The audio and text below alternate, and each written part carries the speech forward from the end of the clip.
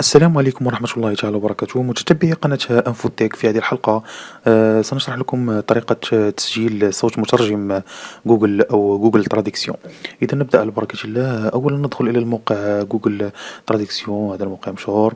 بعدها نقوم بإدخال هنا النص أو الجملة أو الكلمة المراد سماع سماعها على هذا الموقع. أنا لدي سابقا جملة قد كتبتها سابقا، نقوم بنسخها وألصقها هنا. بعدها نقوم بالضغط هنا على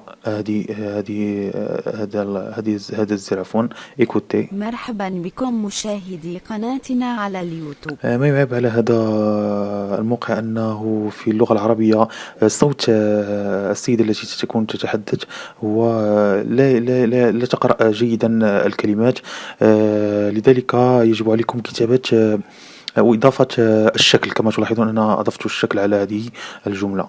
إذا بعدها نقوم بالضغط هنا على زر الفأرة الأيمن، ثم نضغط على انسبكتي. تنبثق لنا هذه الخانة كما تلاحظون، ثم نضغط على نتورك هنا. بعدها نقوم بإعادة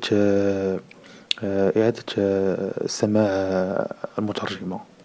مرحبا بكم مشاهدي قناتنا على اليوتيوب. بعد انتهاء المترجمة من قراءة هذه الجملة، نتجه هنا إلى هنا كما تلاحظون ترانسليت، وتكون هنا ميديا كما تلاحظون هنا ميديا.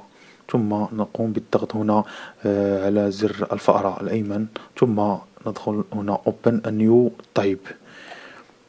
مرحبا بكم مشاهدي قناتنا على اليوتيوب.